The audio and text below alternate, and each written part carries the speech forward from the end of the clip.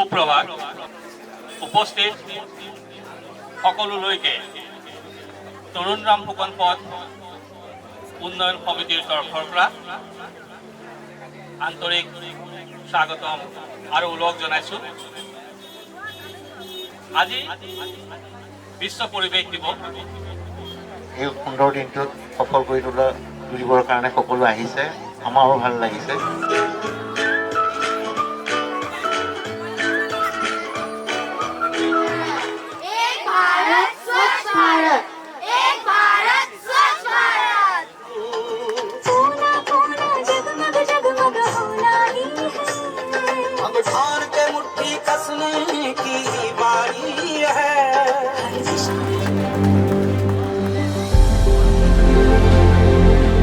যোৰহাটত এখন আমি এটা সেউজীয়া পথ পাম আৰু আমাৰ সন্মানীয় বিধায়ক n.j.production গোস্বামীৰ তৎপৰতাত এই পথটো নিৰ্মাণ হৈছিল। আটাইতকৈ বেছি সহায় আগবঢ়োৱা অনুষ্ঠানটো হ'ল state bank of India.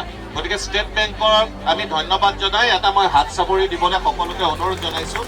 State বেংকে আমাক যথেষ্ট সহায় কৰিছে এই ৰাস্তাটো।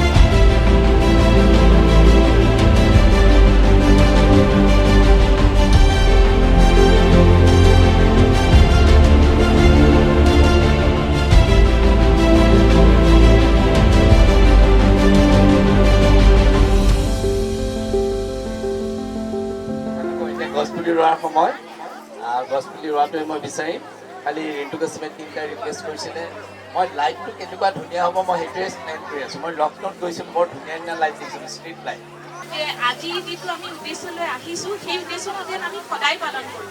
এনেকুৱা নহয় যে বিশ্ব পৰিৱেশ দিৱস বুলি আমি পুলি ৰুলোঁ, তাৰ অহাকালি পাহৰি গ'লোঁ। সদায় যাতে এইটো আমি সকলো কৰ্মানী শিশুসকল আৰু আন নাগৰিকসকলেও সদায় মনত ৰাখোঁ। আৰু আমি ভাৰতীয় ষ্টেট বেংক সদায় আছোঁ পাব্লিকৰ লগত, জনসাধাৰণৰ লগত সকলো উন্নয়নমূলক কামতে আমি সদায় সঁহাৰি জনাই যাম। এইটো আমাৰ ফালৰ পৰা প্ৰতিজ্ঞা থাকিব। যেতিয়া ছ'চাইটি নিজেই ভাবে কিবা বস্তু ঠিক কৰিবলৈ, তেতিয়া কোনো বেলেগ বস্তুৰ দৰকাৰ নাই।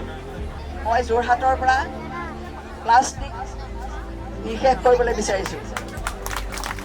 আপোনালোকৰ সকলোৰে মই সহায় সহযোগ বিচাৰিছোঁ। এখন সুস্থ পৃথিৱী ৰচনা কৰিবৰ কাৰণে লাগে এজন মানুহৰ বিপৰীতে মিনিমাম 400 গছ। ভাৰতবৰ্ষত আছে মাত্ৰ 28 জোপা গছ। অৰ্থাৎ আমাৰ বহু দায়িত্ব আছে। আমি গছ ৰোৱা, আমি বৃক্ষ ৰোপণ কৰাৰ আমাৰ বহু দায়িত্ব আছে।